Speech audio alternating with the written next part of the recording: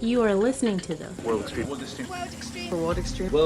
Medicine. The World Extreme Medicine Podcast. In this session, we're going to be doing a deep dive into polar medicine with Kasper Jæger. So what we wanted to really do in this session is really unpack some of the unique challenges of providing medical care at the ends of the earth.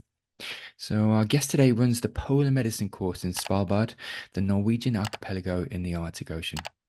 So Kasper Jæger runs this immersive training course that prepares medical professionals for this polar environment. So today he's going to share his insights into treating environmental injuries, surviving in whiteout conditions, and indeed overcoming some of the mental stresses of the polar extremes.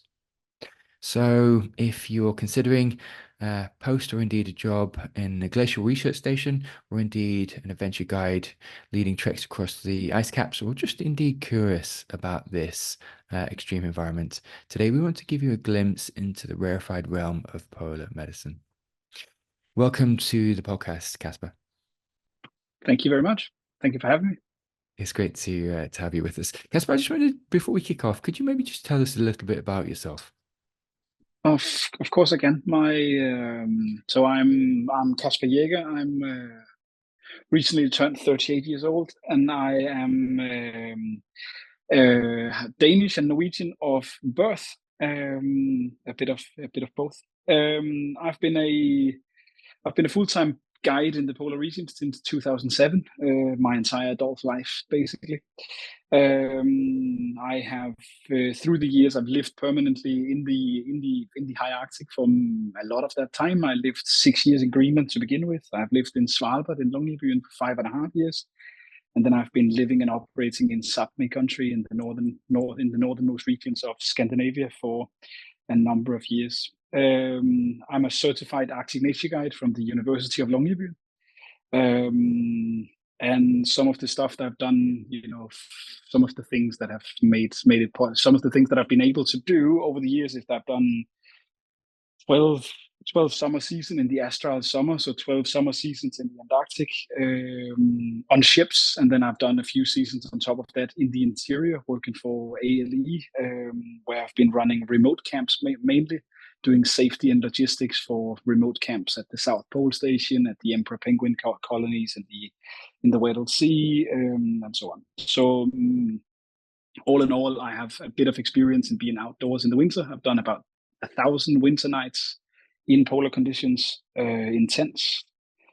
And then it has to be said, lastly, that I am not a medical professional. I'm a guide first and foremost, but I do also work as WEM faculty with the speciality of with my background as a guide, even though I'm quite often on courses the one with the least medical experience, but at least I know how to operate in these quite unique places that we go to. Kasper, listen, that's fantastic. And to your point about just some of that fundamental knowledge about operating in the environment and the some of the facets of the environment, like I say, over 1,000 winter nights, it's about that spectrum of experience, really. And I guess my follow-on question to that would be, because you've worked and lived in Svalbard and you've worked and lived in the Arctic Circle for a long time, in both poles, actually. Could you maybe just, for listeners, unpack Svalbard for us, just a little bit about the archipelago of islands? Of course, most people might not know about Svalbard. It's for Norwegians, it's a very ingrained part of a part of what is Norway. Then Svalbard is a completely natural part of that. A lot of people might not even know where it is, and it goes by a few different names. So some people might have heard the name Spitsbergen, which comes from Dutch, actually. So back in the 1500s, the archipelago in the high Arctic was discovered by the Dutch whale, where the Dutch whalers mainly, and they named it Spitsbergen because the mountains in the west on the west coast of Spitsbergen Island is very pointy, Spitz. So yeah, anyway, the Spitsbergen is nowadays a name that is attached to the main island of the archipelago of Svalbard. Svalbard is an archipelago of 5 main islands, where Spitsbergen is by far the largest one. It's also the only of the islands that has got permanent residency, people living there. And the main or the only real town is Longyearbyen, where the Norwegian center of habitation. That's where the airport is, and so on. And then the Russians actually have and operates a small mining town in Barentsburg, where they have been operating for close to 100 years, as well as the Norwegians. So it's a quite unique place in that term, with a total permanent residency of less than 4,000 year-round residents. So it's a Longyearbyen, as the main city, is located at 78 degrees north, which means about 1,000 kilometers from the North Pole. So it is as far north as you can get on land easily, basically. Yeah. Wow, that's fascinating, actually. So with that, Kasper, it kind of lends itself to quite dynamic weather changes, actually. And I guess my next question on the back of that would be, if you could just unpack indeed how the course prepares participants for harsh weather conditions, and indeed the isolation of Svalbard, because like you said, it's pretty much one of the most northerly land masses to the Northern Arctic Circle. And could you maybe just give listeners a sense of how dynamic and indeed harsh the weather conditions can get? So yeah, the weather conditions can be quite severe. We will be operating the Svalbard expedition in the month of April, which means that because we are so far north, it's already midnight sun. So which means that we don't have to content ourselves with things getting dark. And it is also spring conditions, where we're getting closer and closer to towards summer and so on. But April is still very much full winter in Longyearbyen. So April is changeable. We can have everything from -20 to plus degrees, depending on the weather. It's much easier to operate in -20 than it is to operate in +2. I can tell you that. But it is one of the things that when doing a spring expedition in the Arctic, means that you need to be ready to contend with varied temperatures, which means that things might get wet when it's one day when it's warm in the sun, and then the temperature plummets the next day, and then all of a sudden you're not dealing with wet equipment, you're dealing with frozen equipment, which is a thing that makes a lot of the participants that I've worked with, they get to know a term that I call moisture management. They get to know that quite intimately, because it is one of the things that you need to get. You need to be able to manage your moisture, both body sweats and how you need to be able to manage water and dampness quite in detail, quite a bit, to be honest.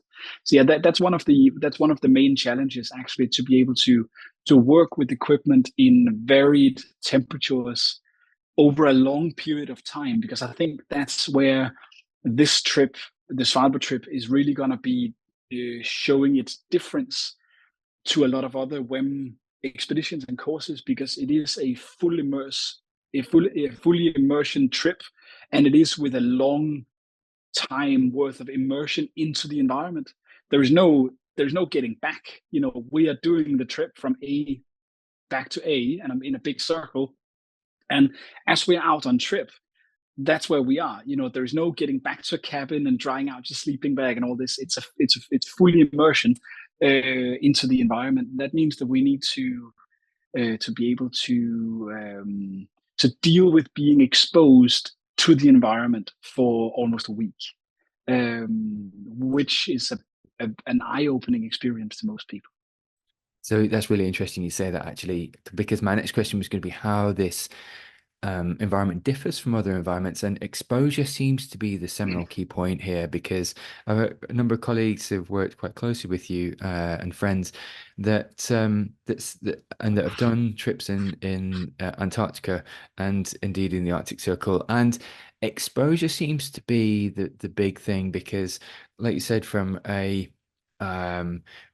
just interacting with -20, -30, -40, even just the exposure to the environment, because it is a mini expedition you're kind of running, really.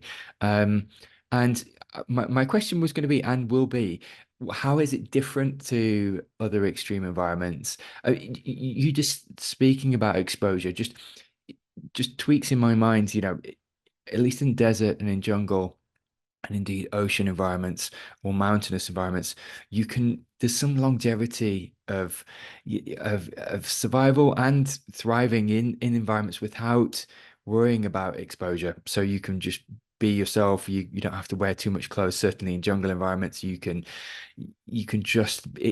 naturalize almost the environment. You can habituate to the environment, whereas there's almost no habituation to -20, -30. Could you sort of speak to that slightly? Yeah, of course. And I find that to be, it's a great question, but I would actually say that yes, there is. I think it might be trickier to habituate yourself to the Arctic environment, to be exposed to the Arctic environment. But I have my personal way of looking at it, and one of the things that I tell all of my guests, and I have told all of my guests for many years now, is that the real magic in the Arctic, or in winter conditions of any sort, the real magic happens when you raise your skill set to such a level where you stop being miserable. It's a and it might be the Norwegian kind of background in with Norwegian outdoor life, because Norwegian outdoor life and the thinking behind the thinking behind Norwegian outdoor life is that it is supposed to be comfortable to be out. And that's my goal when I guide people and when I try to teach people, either on courses or expeditions or whatever it is. My goal is always to make people capable to be comfortable, because when you are comfortable, that also means that you are actually operating within the environment. And as a medic, that's what I need. I need, when I speaking as an expedition leader, as a guide here, when I bring a medic with me on trip, I need a medic that can operate and function in the environment first and foremost. And that's very much the thing. So we, on both the polar course in Norway and on the Svalbard expedition, the main thing for me as the expedition leader will be to teach everyone there enough to become comfortable, because that's when the real learning starts. That's when you start being good at working routines and doing all of the real things, and then you can start taking in some of the bigger questions. The general safety, route planning, proper packing. All of these things comes after you become comfortable being in the environment. Being comfortable knowing where your gloves are and what jacket to put on when, and all these things, managing your own moisture. It's so being comfortable in the environment is kind of the first step. That's the first goal. And it might take longer than it does in the desert or in the jungle. I have no idea. I've never been in the jungle, but it always happens. I always manage to get people there. It might be uncomfortable for a few days, but you will get there, and I promise you that. I've seen it happen hundreds of times, where people all of a sudden come out of this cocoon of everything. It's so tough. On day one, everyone is wearing 4 hats and 7 layers of gloves, and on day 4, everyone is like, no, I just need the real gloves for this, and then everyone all of a sudden starts operating in a much better manner. So that definitely happens. Yeah. That's powerful, actually, for a number of reasons. But number one is that, and again, speaking to yourself and others, the sense of personal admin and just having really having your admin, your kit administration and self-care down to a T. It seems to be certainly a prerequisite for the polar environment, because it is such an unforgiving environment, and there's not really too much room for mistakes, especially when the conditions are super harsh.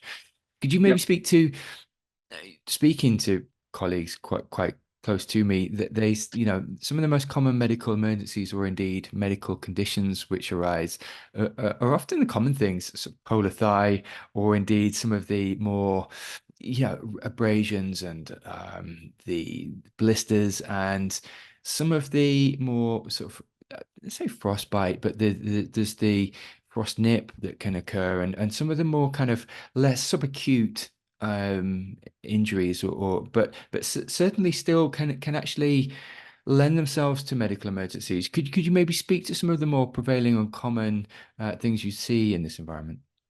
Oh yeah, of course, and that's the thing.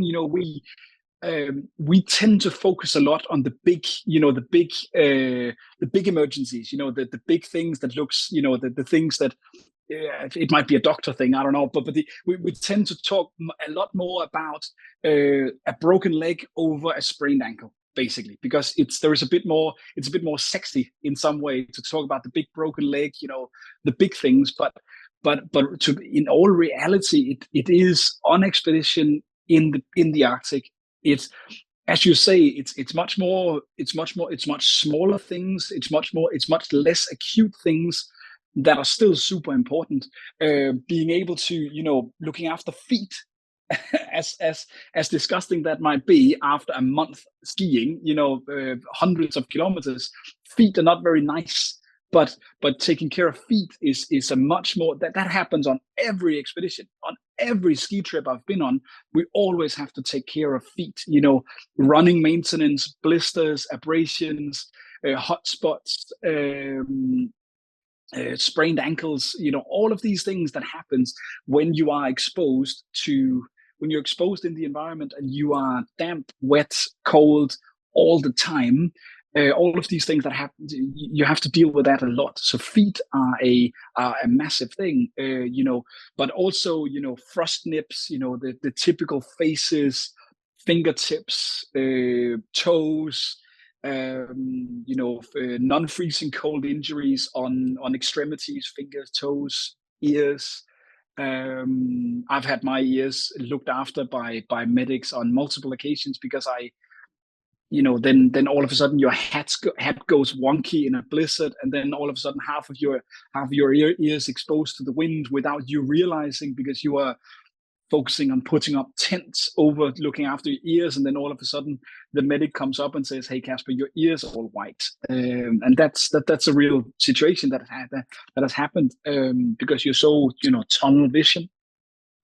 So yeah, it's the small things that kind of that takes up definitely the biggest the by far the biggest part of a medic's life and so on polar expedition. Definitely, even things like small cuts, small burns, working with gasoline stoves in a tent, all of these things, again, opening things with knives and all this, it's a small cut on a hand, on a finger, the hand hygiene is tricky, things they heal super slow. I had a guest once that cut his hand on the side of a ski, and 2 weeks later that cut was still not healing, because your hands are cold all the time. It's damp. It's then so that cut was with him the remainder of the trip. It is the small and much less sexy injuries that are definitely the biggest part of a medic's life. But of course, you still need to be ready to deal with, the person that falls into a crevasse and has a massive catastrophic injury from that, broken bones, unconscious patients, all of this, over to camp related issues like stomach issues from bad hand hygiene and food hygiene, over to CO poisoning in the tents, and all the way up to polar bear maulings, polar bear attacks. So it is a very varied thing, but it is by far still the small things that makes up the biggest quantity of work for a medic in the polar environment, for sure. What I'm getting from you as well, Kasper, is that you kind of rise and fall to the level of your systems. So there's some deeply embedded systems, both from a kit admin and personal admin. Could you maybe speak to some of the specialized kits and or equipment? Just your approach to and what you advocate with base layers and maybe medium and outer layer clothing. Could you maybe speak to sort of what participants would aspire to sort of bring with them from a kit and or equipment perspective, and indeed a clothing system perspective? That's a great question. That would be a podcast all on its own. How to dress in the Arctic. There is a YouTube video of me in my underwear. If anyone on where it's somewhere on WEM's stuff, go and see that. It's child friendly, I promise. But yeah, it's a whole thing. And being in the polar environment is very heavy on the equipment front. And so there is a whole lot of very specialized kit, a whole lot, basically all of the kit that we're wearing except for potentially your underwear, your long johns, your thermal underwear and so on. That will be the same you're using in the polar environment as you are when you're going skiing in the Alps or somewhere else. That sort of thing is the same. That being said, the areas that I personally try to make things less about the equipment than maybe others. I find it very, very often our participants are very well kitted out already, but we just need to realize what is the benefit of buying.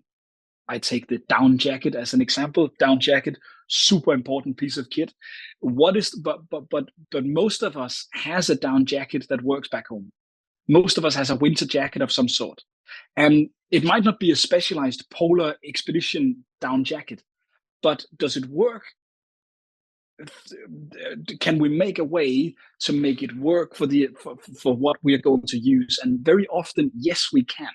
We just need to adapt our clothing system in a way where we can use the equipment that we've already got.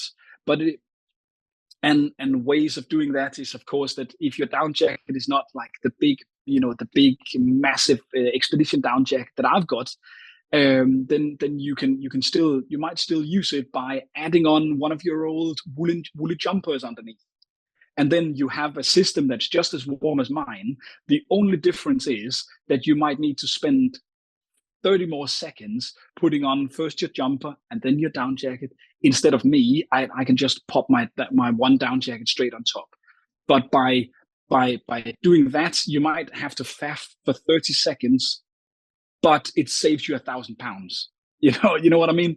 Because a lot of the specialized kit that you use in the Arctic is super expensive, and I would much rather our participants focus on getting the exact stuff that they need, and then rather spend money on gaining experience in the environment, either on courses or expeditions or whatever it is, over buying that extra down jacket. That the experience and the experience and the coursing is really what makes a medic being able to operate in these environments, not what down jacket you bring.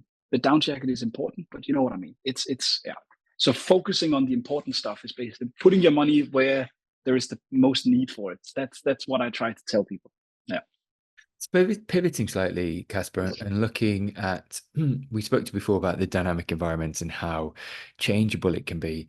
Could you maybe speak to how the course really advocates and teaches around the flexibility that you need to have when evacuating a potential patient, weather windows, the versatility of optimization in situ, and then moving when the weather allows? Could you maybe speak to that? Because that really is environment specific to polar regions around having to deal with these kind of injuries until an evacuation is appropriate, and this kind of sense of delay when, you know, it really is such a difficult environment. Could you maybe speak to that?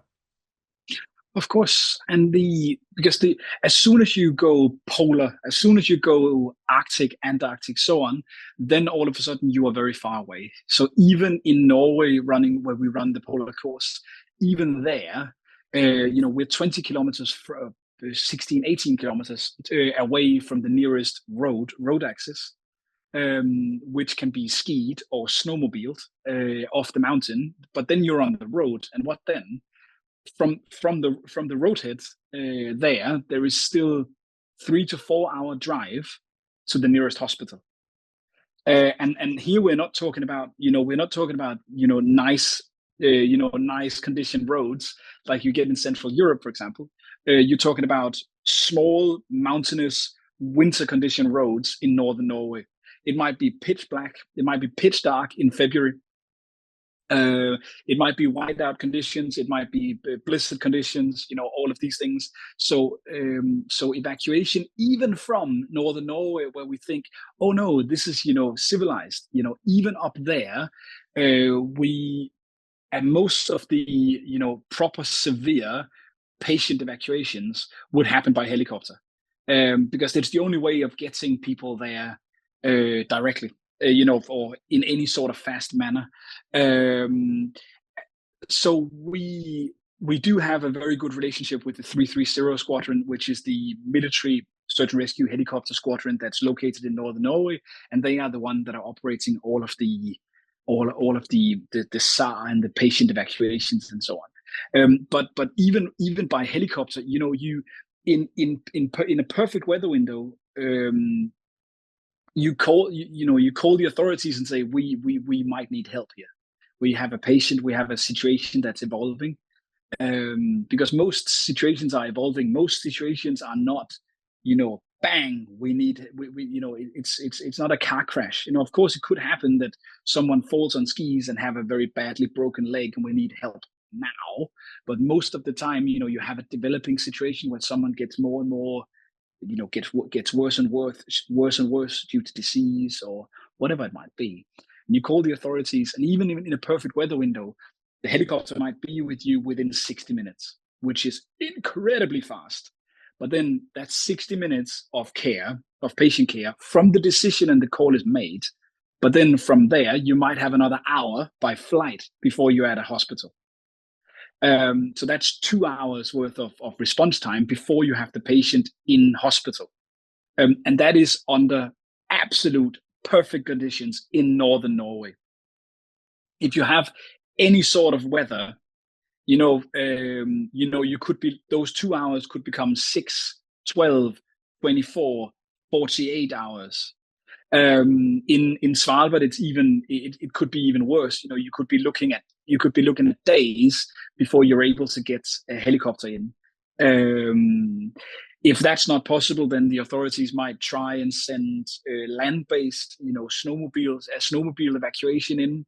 And I've been part of some of that as well, where you're looking at SAR operations that are 3 or 4 days underway before you got the patient back in proper care in an indoor facility. But then you still have people in a very small hospital in Longyearbyen. So in Svalbard, it's even worse, because to get people into a proper hospital, you need to again fly them down to Tromsø, the main city in northern Norway, which then means first a land-based or a helicopter-based operation to get them to Longyearbyen, and then you need to evacuate them again from Longyearbyen down to Tromsø. It's all super specialized, and it could take a long time. So yeah, prolonged patient care is definitely something that we need to keep in mind. We need to keep in mind, how do we deal with not just the patient, but the group for potentially days on end, waiting for evac. That's a great statement there, because like you said, what we negate, and I've negated in the past, is actually the psychological effects on the group actually from one of their injured associates or friends or colleagues Yep. actually impacts the whole group. And actually, even once that delayed or prolonged field care has occurred and the patient has been casually evacuated, there's a definitely profound effect, psychological effect on the group, actually. And I've negated that in the past when I've been on CASEVAC situations. Could I get you to speak to that, actually, Kasper, to the not just the effects on a group, but just some of the unique effects of psychological effects in the environment? I spoke to some of the colleagues who've done extended treks to the South Pole, and there's complete whiteouts, undifferentiation of sky and land, and just say, you're in your head for 12 hours a day of skiing, and they really have to deal with inner demons and just really be comfortable in your own skin with your own thoughts and everything else that goes with that. But could I get your thoughts and perspectives? Yeah. And yeah, you do, when you start losing input, when you start losing mental input from your ears, your eyes, your nose, because that's what happens. Not so much in Norway or on the particular Svalbard expedition that we're doing together, that we're doing, but at the South Pole, crossing Greenland, or doing these places where you're on a massive glacier. There is nothing else. There's the sky and the glacier, white and blue on a good day. That's it. But there is definitely to be said that when you're on a long trip, a month, 2 months, like a traverse to the South Pole, it's a 55, 60-day trip. When you're on a trip like that and you lose all cues, all mental cues, because the only noise you hear is the wind in your hood. The only thing you see is either a blue sky and white snow, or it's all just white. It can get so white that you start losing your depth perspective. So the only thing you can see is potentially your skis. So if you look out and if you don't look at your skis, you might fall over, literally, because you just lose, what's up, what's down, and you lose balance just by having no visual clues. And you lose your nose because you can't smell anything. There's no smell. So all of a sudden you have to deal with the fact that your brain has nothing to process except for what's going on in your brain. And that is scary for a lot of people. That you all, and also because we're thinking that, oh yeah, but we're in a big group. Yeah, sure you are, but you're still walking on a line, trying to be as efficient with your energy levels as absolutely possible. So you're walking on a line for 50 or 60 minutes at a time, where there's a pulka between you and the next person. Either way, either in front and the back, there's a pulka between you, and there's a bit of wind. You've got your hood on, your goggles on. You can't communicate with anyone else. So you are alone for 60 minutes, and then you stop for 10 or 8 minutes, 5, 8, 10 minutes, depending on how strict your expedition leader are. But in that time, you need to drink, you need to put on your down jacket, you need to get some food in you, some snacks, and then you need to be going again, because you need to be efficient, because you want to get to the next camp, put up your tent, get in your sleep, get some food, get in your sleeping bag, and get some sleep, so that you can do it all again the next day. So it is a much more kind of lonesome experience doing a trip like this than a lot of people think. So it is very the mental challenging of being in your own head is quite significant.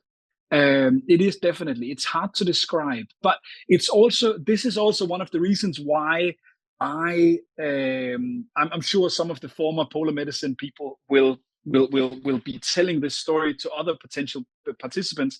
Is, oh, you remember that time when Kasper stopped us all in a massive blizzard and forced us all to take off our hoods and our goggles and expose our face to the environment? Oh, do you remember Kasper did that? Because that's one of the things that I do, because people have a tendency of becoming very, very dark, like in their mind, when you're so you trap yourself in your hood and behind your goggles, and you get this tunnel vision. And I try to kind of get people to have a more open mind to the whole thing, and expose themselves to the to the wind and to the snowdrift and to all these things. And a lot of the participants come back to me and say, "Oh, Kasper, I didn't think that the impact on my, not mental health, but on my outlook on life would change so much just by basically getting snow in your face for a minute." Because that's what it is, taking off your goggles, taking off your hood, exposing yourself to what do we actually have around us. Because it is definitely, it definitely puts people in a dark place when you hours and hours on end walk around, for example, in a blizzard, in a whiteout, and so on. So it is something that we need to work with for sure. It's quite unique actually in that regard, because like you said, in other environments, extreme environments, you have the adage of communication, and you're not in your own head as much, because there's not the proximity issue, or indeed the kit issue. Could you speak to, I'm going to kind of roll two questions into one actually, Kasper, and sort of talking about treating environmental injuries and kind of key survival skills for operating in extreme cold conditions. Could you maybe speak to some of the key principles you advocate to maybe avoid some of the environmental injuries like frostbite, hypothermia, or altitude sickness? Could you just speak to some of those almost key survival attributes to polar medicine? It all comes back down to being able to operate in the environment and be comfortable in the environment. Because if you are, again, that my view on this is that as long as you can't get frostbite if you're comfortable. That's the whole thing, and that's my outlook on things. You don't get frostbite if you're comfortable. So and that's kind of where I'm at. And you don't get blisters when you're comfortable, because you have set up your shoes correctly. You're wearing the correct amount of socks. Your shoes are laced the right way. You don't get frostbite on your fingers because you're wearing the right gloves at the right time and all this. So it all comes back down to the fact that we need to expose, the future medics in this environment. We need to expose you guys to the environment, so that you can become, so we can teach you, and we can show you how to become comfortable. Because and that's one of the things, I can't teach you that via Zoom. I can't teach you that online. I can't do this. I need to put you in the environment, and I need to show you in the environment how things work. Because it's one of being comfortable is also super personal. To some people it comes easier than others, but everyone will get there. But I need to that's kind of, we need to get you comfortable. And then when you're comfortable in the environment yourself as a medic, then you can start treating your patients. And then you will very quickly see that one of the things that I find when working with, there is a big difference to me between working with expedition clients and then working with medical professionals. Because medical professionals are generally extremely good at doing medicine, but doing medicine in one specific environment, which is very often an environment that I know nothing about, which is a hospital or the inside of an ambulance. But as soon as when I take, the participants and I, put them in the Arctic environment, I have seen it quite a few times where it's like, you have this casualty in a sim, you have this casualty lying on the snow. What's the first thing you do? It's like, no, we need to look for breathing. It's like, yeah, sure, but shouldn't we get them off the snow first? Because yes, the patient might have an injury, but the environment will still kill them before the injury will. You will freeze to death for sure if we don't take them off the snow and get them inside a tent so they don't lose body heat. They will die of that way before they die from, that they have a broken leg or whatever it might be.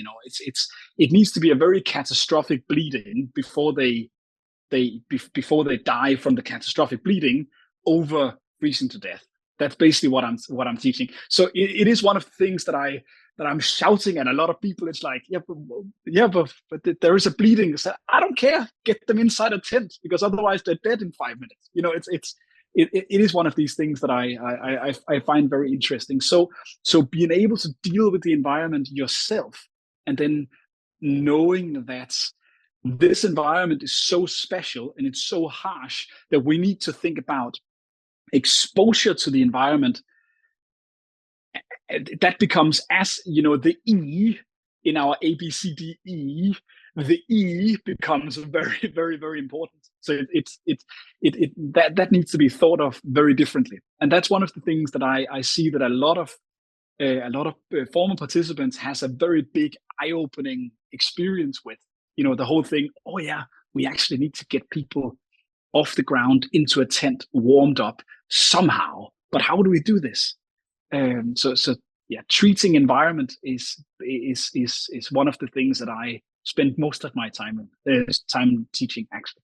Kasper, that's fantastic, actually. And I never really thought of it like that, but it's so true.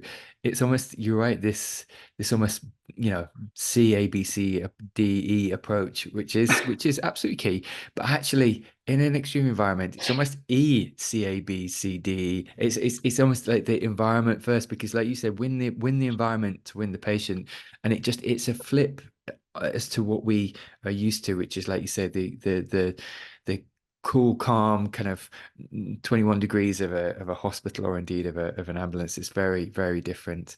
Just a couple more questions, Kasper, before we come into land. Actually, I think one would be, before the final question, would be really if you could just share an experience from your anecdotal experience around just when just a memorable case, really, that from a previous polymedicine course, or indeed in the environment, just from a case study perspective, something which either you learned from, or indeed stuck in your mind from that environment.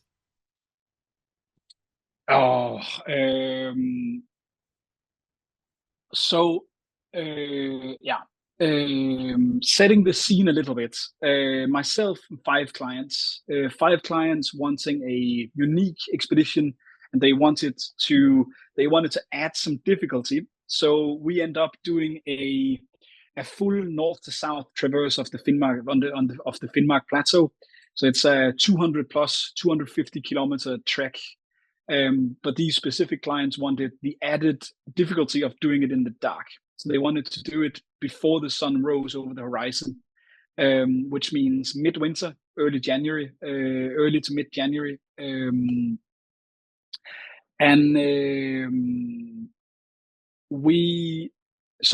We start out in almost at North Cape in Norway, so almost 70 degrees north,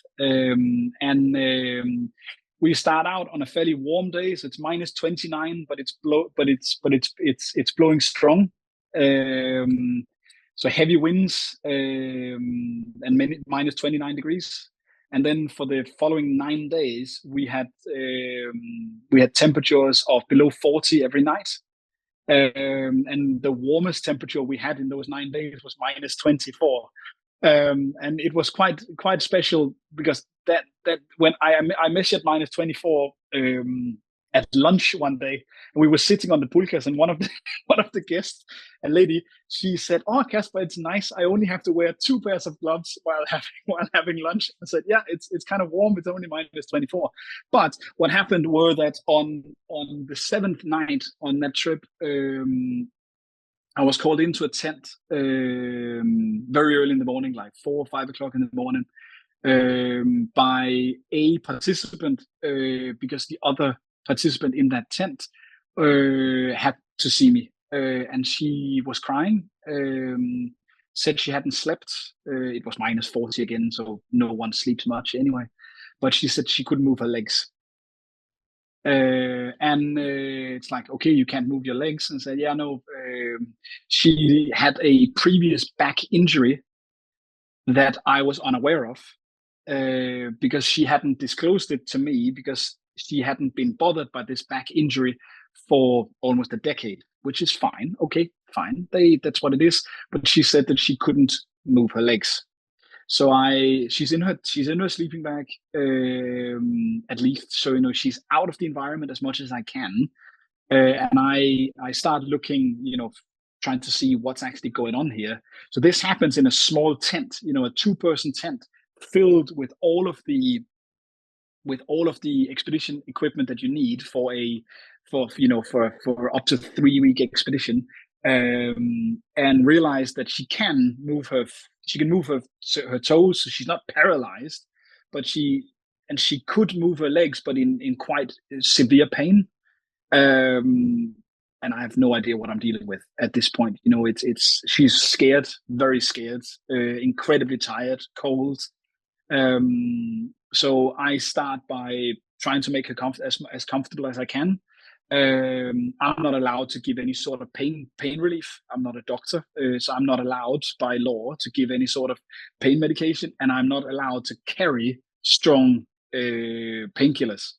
So I can give her over-the-counter, paracetamol and so on, that she gets a couple of, and she gets some hot water. I go back to my tent, make some hot water bottles, try to make her as warm as I can. And then I do the only thing I can do is that I call the authorities for advice. So I call the medical hotline, the Norwegian medical hotline, and kind of walk them through what I'm looking at. And we then agree. I speak to a doctor, and we agree that I'll call back a couple of hours later to see how it develops. When she gets proper warm and nothing gets better. So during the morning, I'm still with a patient that's in quite severe pain and has very limited motion of her legs, which means that we're stuck. We can't move.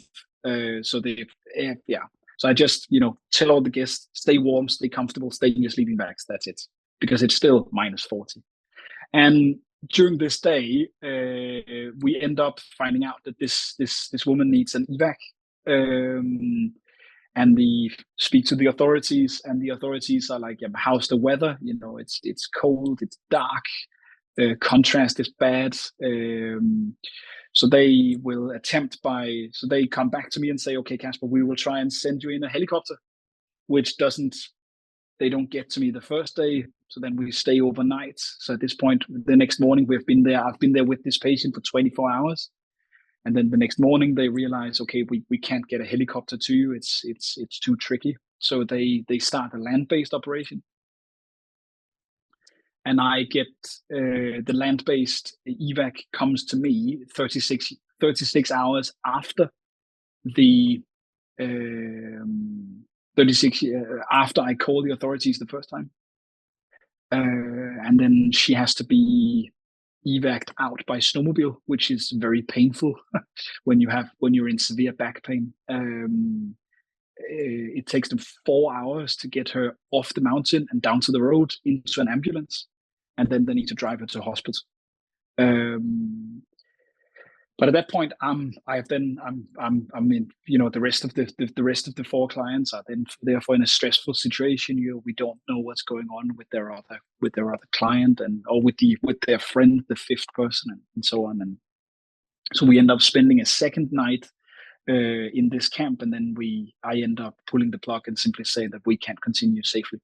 So then we have to walk out to the road and then get transport from there. And so on. In the end, it was a back injury that was treatable, but it was a problem that arose by being exposed to extreme temperatures and quite significant body stress. The work that we were doing was too hard, pulkas too heavy, and so on. But yeah, that was a quite stressful situation and tricky to operate in for sure, but we were lucky, we were in a camp, we were well set up. She was in a sleeping bag already, but just the fact of how do you help a patient with severe back pain? How do you help them go to the toilet? Just think about that for a moment, because you need to, help people go into the toilet while they're in a sleeping bag for 36 hours. I didn't have equipment to put a catheter in, or any of this, and it's things like this becomes quite tricky. When people can't sit, they can only stay on their back. How do you get food in them? How do you get water in them? All these basic things becomes very, very tricky. So yeah, that's a long story, but yeah, it shows something about the difficulties. Yeah, no, indeed. And like you said, it's just the simple things become complex Yeah. when the environment is so extreme. Absolutely, absolutely. That's fascinating, actually, Kasper. Just as we're coming to land on the interview and conversation, Kasper, could you maybe just speak to, for listeners and indeed viewers, what's next in the space for polar medicine? Just maybe from an innovation perspective, or indeed future developments for the education and practice. Like you said, it's an immersive experience. I think that's fundamentally the biggest part of the course is interacting with the environment. But what's next within the space from an education perspective? So in terms of polar environment, then I do believe that I'm proud of the WEM polar course that we do, and I think as a as a 1 week course, I think it's a unique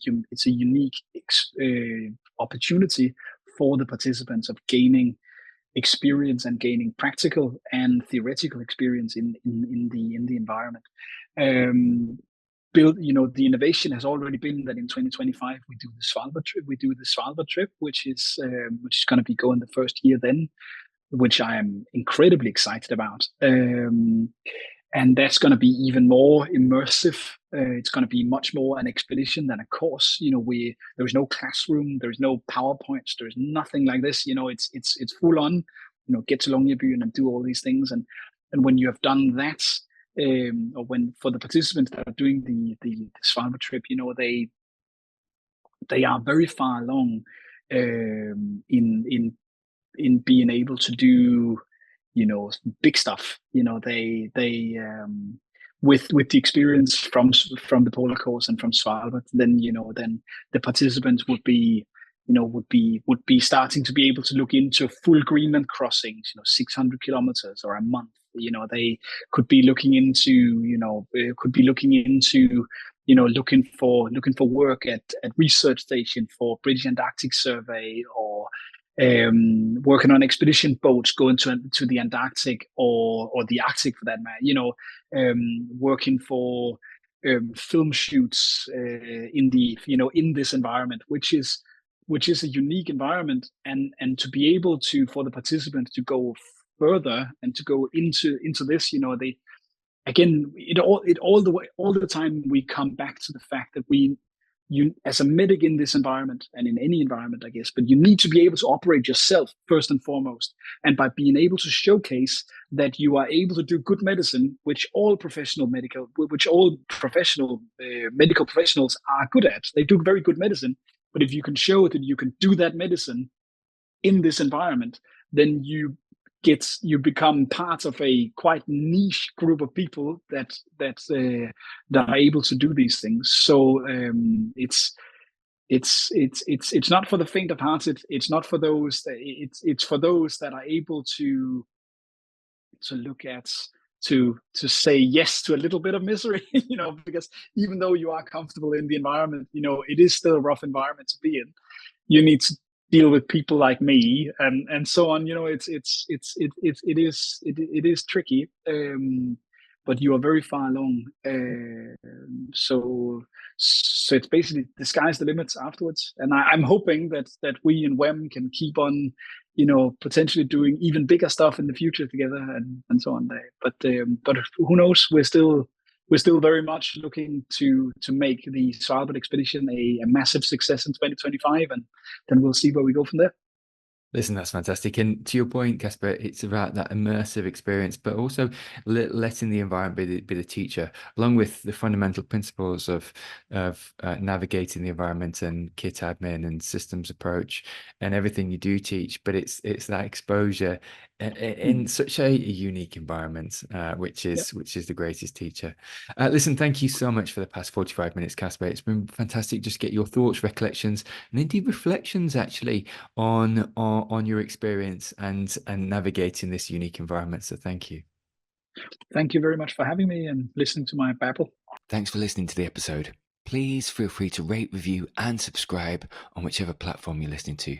Please also head over to the World Extreme Medicine website, where you can find more engaging content on extreme medicine webinars and indeed the collection of courses from our global network, including humanitarian, disaster relief, expedition, space, military, tactical, and performance medicine. Thanks again.